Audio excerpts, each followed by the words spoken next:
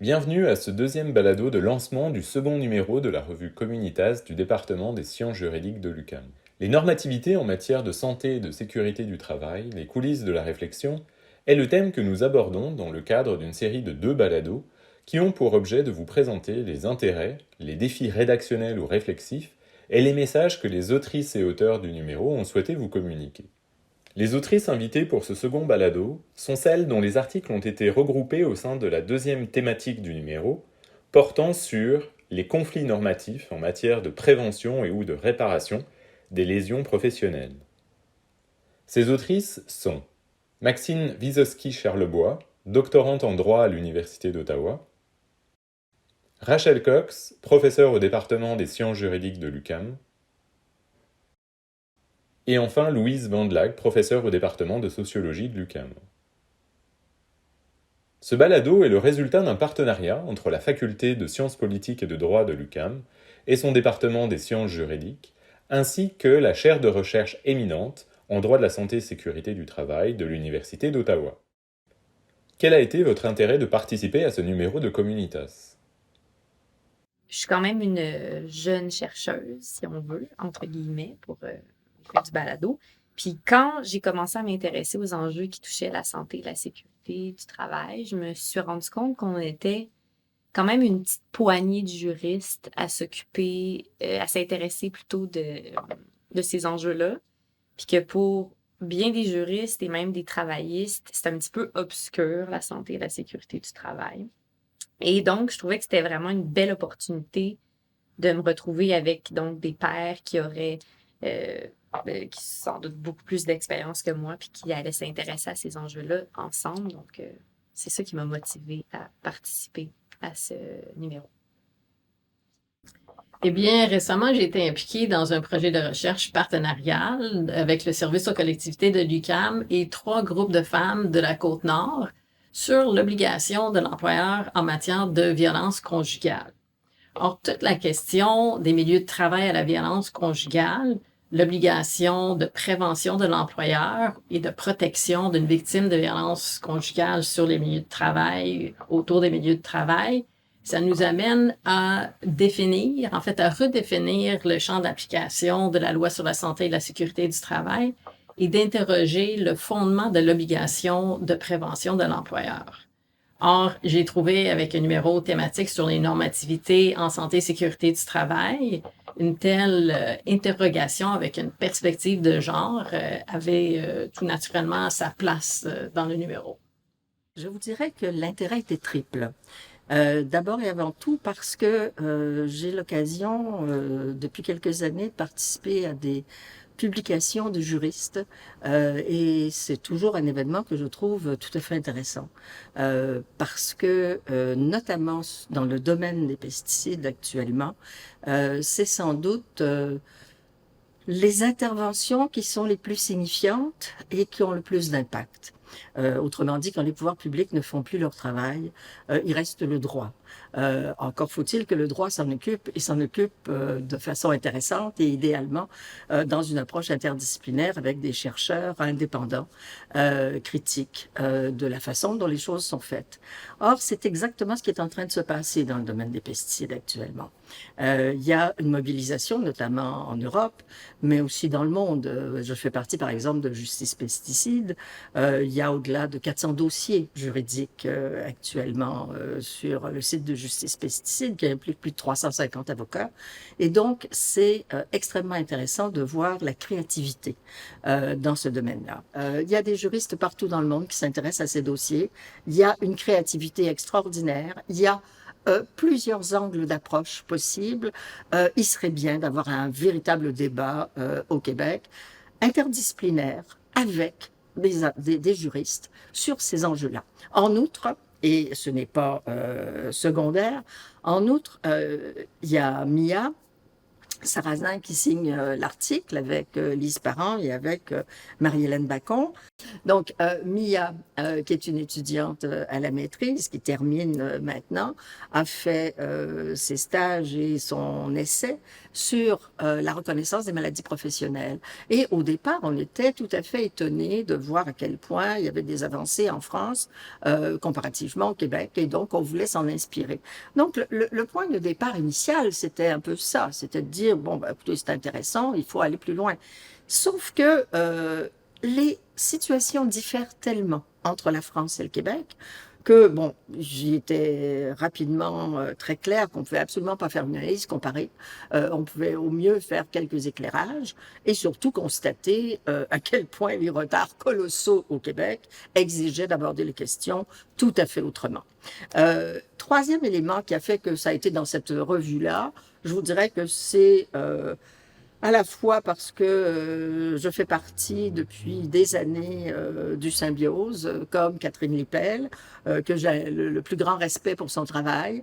Et je me suis dit, bon, quelle belle occasion. Pour moi, c'était un peu un clin d'œil.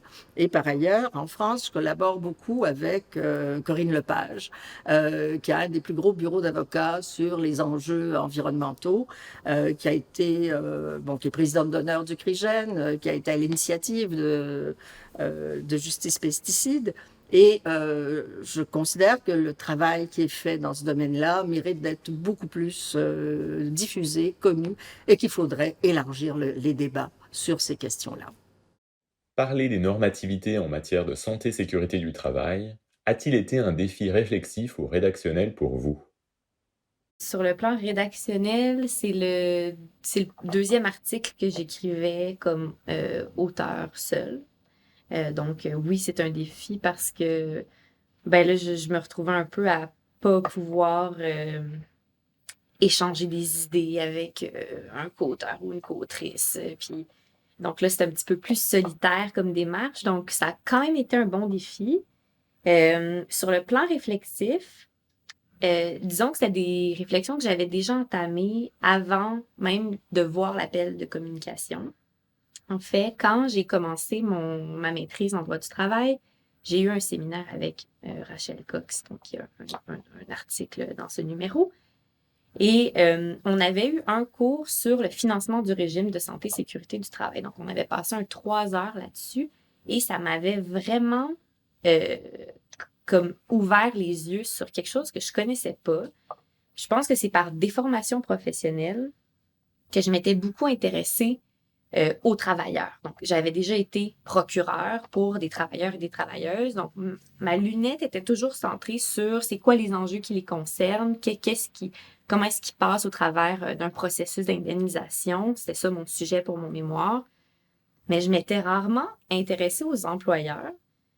Puis donc, dans un cours subséquent où on pouvait faire un travail sur un sujet de notre choix, j'ai décidé de creuser les enjeux de financement parce que je me suis rendu compte qu'il y avait des dynamiques, disons, qui dépassaient largement les travailleurs et les travailleuses, parce que ça concernait les employeurs, puis en plus, ça concerne comme des cotisations qui sont calculées selon des moyens un peu sombres. Mais tout ça, ça a un impact majeur sur les travailleurs, puis c'est ça que je trouvais intéressant, de mettre ça un peu en lumière. Puis de voir justement c'était quoi les dynamiques qui étaient à l'œuvre, puis ultimement, c'est quoi la répercussion sur les travailleurs. Donc, mon idée dans l'article, c'était de m'intéresser donc à la loi, aux raisons aussi qui vont avoir sous-tendu les changements qui étaient apportés à la loi. C'est pour ça que je m'intéresse entre autres au débat parlementaire. Je trouve ça le fun de retourner voir, mais c'est pourquoi qu'on a justifié ces transformations-là. Puis de voir au final, ben, qu'en est-il réellement sur le terrain de cette loi-là? C'est quoi ces effets concrets qui sont pas censés concerner les travailleurs, mais qui au final ont un impact sur la manière dont ils vont vivre plein d'étapes, puis que ce soit en prévention ou en indemnisation? Non, parce que quand on parle de santé et sécurité du travail, on est toujours devant une pluralité de normes. Il y a les normes juridiques, il y a les normes techniques, technologiques, scientifiques, il y a les normes qui découlent de l'organisation du travail, il y a les normes sociales, il y a les normes de genre, etc. Pour moi, le défi, ça a été vraiment le maillage, dans mon cas, qui impliquait une étude empirique avec des entretiens auprès des intervenantes dans les groupes de femmes, dans les maisons d'hébergement. Le défi, ça a été le maillage entre ce monde où on a des intervenantes pour qui la subjectivité, c'est tout, qui ont des approches basées sur les traumatismes vécus, de faire le maillage avec les responsables de santé et sécurité du travail, le langage, la culture, la terminologie de la santé et de la sécurité du travail, comme on l'a toujours entendu historiquement. Or, quand vient le temps de parler de violence conjugale et milieu de travail, ça nous oblige à définir qu'est-ce qui appartient à la sphère publique et qu'est-ce qui se situe plus dans un registre intime, plus personnel. Répondre à cette question-là à l'aide des bonnes théories féministes, c'est beau dans l'abstrait, mais je dois dire que certaines réponses que j'ai eues de la part d'intervenantes ont été plutôt confrontantes pour moi. Oui, absolument. Il y a une absence de maillage entre les façons de faire des intervenantes dans les groupes de femmes, les maisons d'hébergement et les acteurs dans les milieux de travail. Mais c'est là aussi que ces tensions rendent riches tous les développements. Une des choses que moi j'ai trouvé intéressante, c'est qu'on a tendance à voir le travail, la famille, la société et de pas mettre suffisamment d'accent sur la communauté, sur le communautaire. Et on voit dans la mise en œuvre de l'obligation de l'employeur dans les juridictions où l'employeur en a une obligation que beaucoup reposent en fait sur une collaboration entre les milieux de travail et les groupes, qui est un peu inusité pour nous en matière de santé et sécurité du travail où c'est l'employeur, les travailleuses et les travailleurs, l'État. Donc, il y a comme un quatrième acteur qui se présente là, qui aurait une expertise irremplaçable en termes de mise en œuvre sensible, utile, aidante d'une obligation pour l'employeur en matière de violence conjugale. La question que l'article, les résultats de recherche posent, c'est au-delà du symbolique. Est-ce qu'on va avoir une réelle mise en œuvre? Et dans l'article, les réponses que j'ai eues m'ont souligné une certaine presque ambivalence de part et d'autre. Hein? On voit que les milieux de travail hésitaient à aller vers les groupes de femmes et aussi, honnêtement, les groupes de femmes étaient parfois méfiants des employeurs et d'une intervention qui pourrait faire en sorte que la victime, la survivante, le survivant perdent le contrôle davantage sur la situation.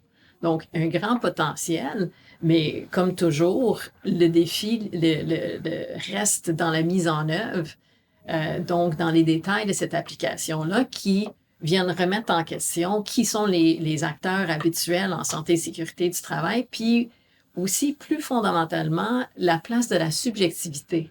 On dirait que la complexité, on dit toujours, la complexité du phénomène, c'est comme une raison de pas faire ce qui peut être fait. Alors, au contraire, je pense qu'il faut aller vers la complexité avec des outils particuliers, une expertise particulière qui ne repose pas avec les acteurs traditionnels dans les milieux de travail, mais bel et bien avec les groupes de femmes, avec l'intervention féministe. Et je pense que si on arrive à faire ça, le milieu de travail va être un lieu plus intéressant pour toutes et tous, une fois qu'on a véritablement placé l'humain, la personne, dans le système productif. Sur la question des normativités, écoutez, on a été assez embêtés, en fait, et on a plutôt contourné la question. On l'a contournée parce qu'on s'intéresse aux mécanismes de production des discours et de production des réalités, parce que c'est souvent des discours performatifs qui imposent une réalité. Et ce qu'on met en évidence dans cet article, c'est à quel point la production du discours a été largement aux mains de l'industrie, que l'industrie l'a imposé non seulement aux instances publiques, mais à tout le monde, à une bonne partie des chercheurs, à une bonne partie de la presse, si bien que tout le monde parle allègrement du glyphosate, alors qu'il n'y a personne qui utilise seulement du glyphosate chez lui. Personne n'utilisent que du glyphosate. Or, ce qui est analysé par les instances publiques, c'est prétendument le glyphosate. Alors écoutez, on est dans une situation kafkaïenne là ici. Et ils ont réussi à imposer cette réalité depuis des décennies parce que ça permet de pouvoir taire les effets nocifs de l'ensemble des autres composés de ces formulations commerciales. Donc, pour nous, il s'agissait de mettre en évidence comment il faut aller au-delà de ce qu'on appelle habituellement les normativités, pour tenter de comprendre les mécanismes de production, non seulement des discours, mais dans ce cas-ci, de réalité terrible, parce que s'il y a 125 000 personnes aux États-Unis victimes de cancer non-hodgkinien, donc qui sont en train de mourir pour plusieurs, ou plusieurs sont déjà décédés d'un cancer de ce type-là, c'est une question de responsabilité.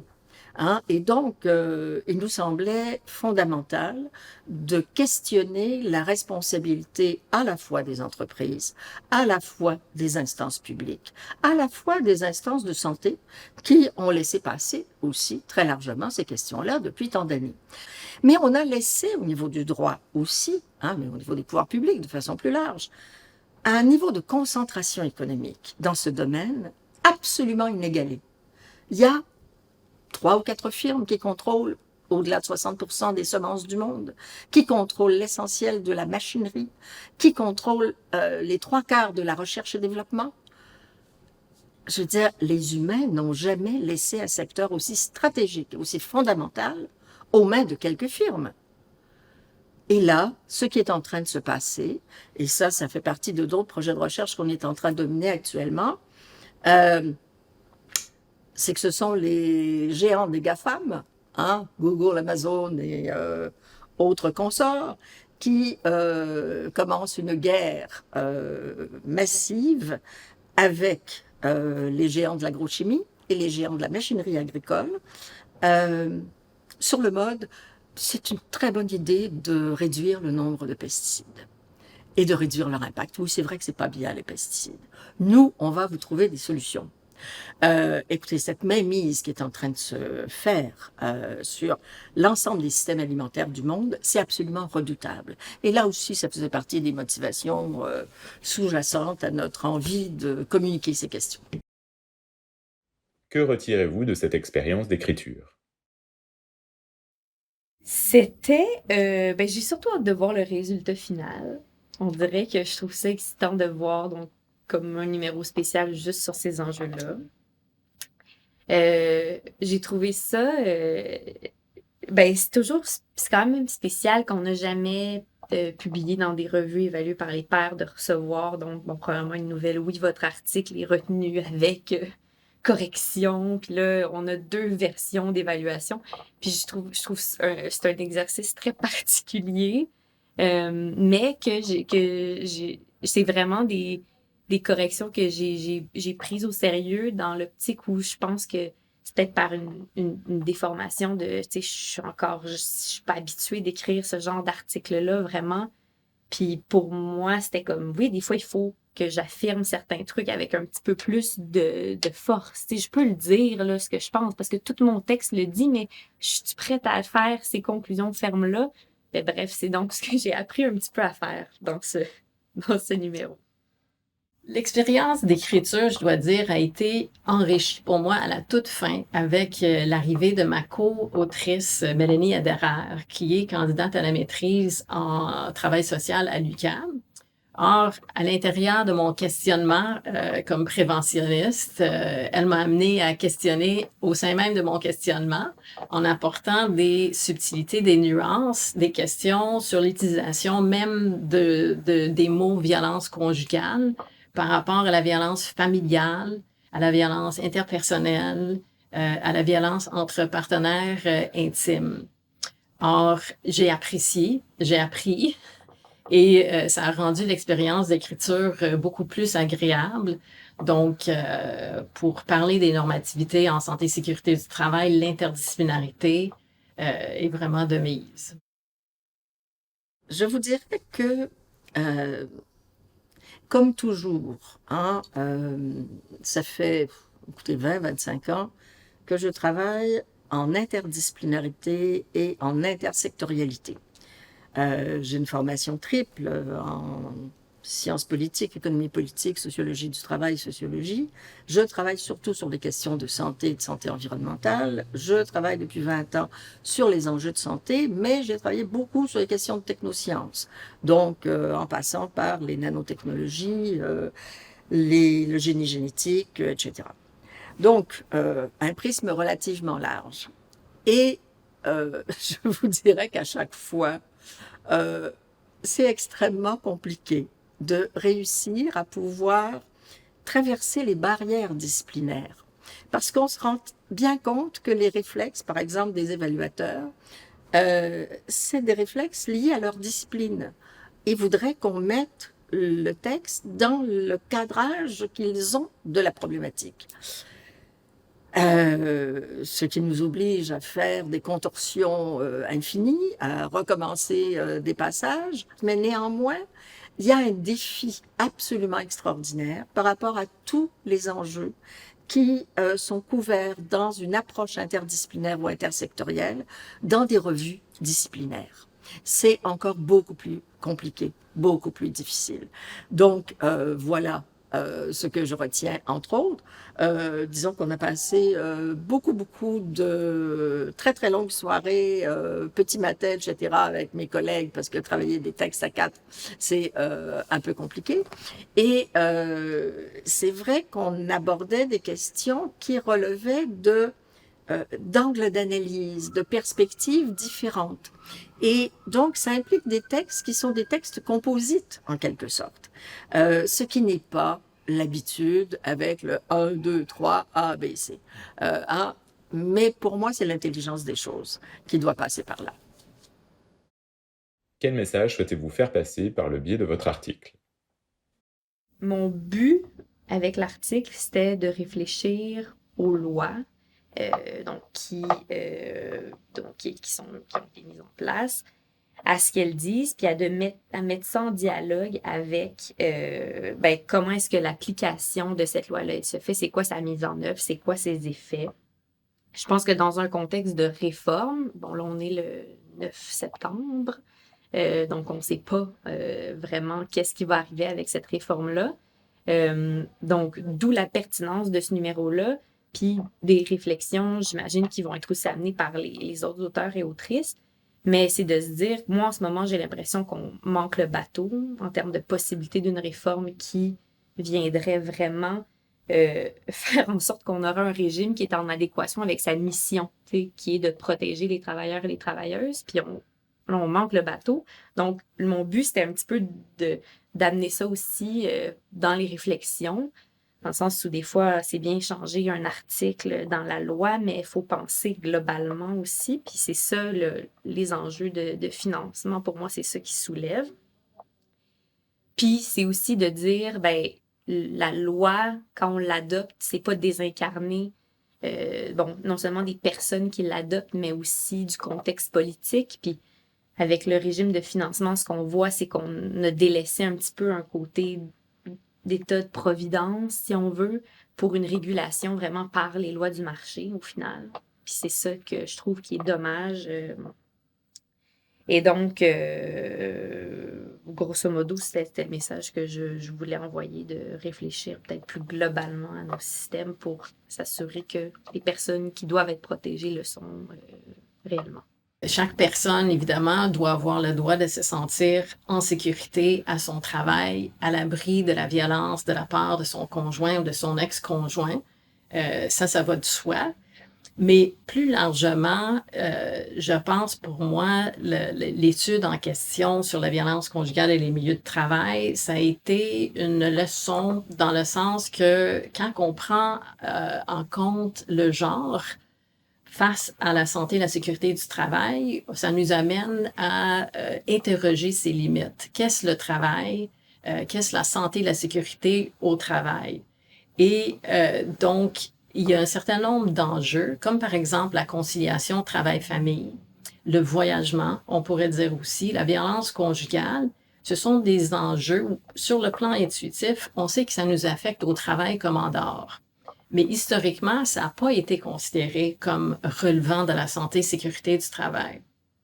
Donc, si je peux dire, pour citer Catherine Omnez, qui parle de la prévention comme relevant d'un choix non pas seulement organisationnel, mais aussi un choix éthique humaniste qui nous amène à définir la place de la personne dans le système productif, eh bien, je me dis, ben, il faut prendre cette personne-là dans sa globalité, avec son genre, avec son contexte relationnel, avec sa communauté. Je pense qu'il y a quelques éléments essentiels concernant la nécessité de faire un véritable travail en regard des politiques publiques et en regard du conseil scientifique pour une amélioration très significative des dispositifs d'évaluation, des dispositifs d'encadrement de l'ensemble des substances toxiques, notamment. Et donc, pour modifier un peu le regard qu'on a sur les enjeux environnementaux. Très souvent, on a un regard, je dirais, limité à des gestes quotidiens. Donc, priorité au vélo, à la bonne bouffe locale, etc. Bon, tout ça, c'est très bien. Mais pas si ça sert de paravent à la mainmise croissante sur les systèmes alimentaires, sur la santé de la population, où ce sont d'ailleurs les mêmes géants qui, d'un côté, nous vendent les médicaments et de l'autre, les pesticides. Pas si le travail, je dirais, de préservation du bien commun et le travail d'évaluation publique n'est pas fait à la hauteur. Et ça, c'est un élément majeur. Je veux dire, par exemple, il faut absolument que les produits qui sont vendus soient analysés dans leur entièreté. Ça tombe sous le sens. Ça semble élémentaire, mais ce n'est pas fait. Il faut absolument que on ait un soutien à la littérature indépendante. On est intervenu en 2007, au moment où il y a eu cette reconduction de l'autorisation des herbicides à base de glyphosate, qu'ils ont appelé évidemment que le glyphosate, pendant 25 ans, donc jusqu'en 2032. Et on a été complètement étonnés de voir à quel point c'était non seulement essentiellement la revue, c'est-à-dire la littérature de l'industrie, mais une littérature souvent très, très, très ancienne, et il y avait pratiquement rien sur les articles les plus récents qui avaient explosé au cours des 10 dernières années. Il n'y avait aucune revue de littérature systématique. Je veux dire, c'est incroyable. Et donc, je pense qu'il est intolérable de continuer à avoir des pratiques comme celle-là. Il faut vraiment une réforme en profondeur, parce qu'on n'a plus le loisir de continuer de rendre les gens malades. On sait très bien que l'ensemble des substances toxiques sont problématiques pour l'environnement, sont problématiques pour les humains. On s'est intéressé beaucoup aux questions, je dirais, de pollution, et on a commencé à avoir une approche relative à l'écocide, c'est-à-dire à cette façon de développer des productions qui ont un effet direct sur les écosystèmes. Mais ce dans quoi nous entrons, c'est aussi dans l'anthropocide. Et il faut bien prendre en note que les questions de santé environnementale ne sont absolument pas séparées des questions de santé des écosystèmes. Les deux sont étroitement liés. Et dans les deux cas, ça implique une vigilance accrue. Or, cette vigilance, elle pourra s'exercer si des chercheurs indépendants de tous les horizons, mais aussi des juristes, peuvent travailler ces questions-là ensemble. L'Europe nous inspire actuellement Ce n'est pas sans faille, ce n'est pas sans problème, mais il y a déjà au moins quelques avancées qui sont signifiantes. Et pour l'instant, ce qu'il nous faut, c'est gagner du temps. Et ça fait partie du temps gagné.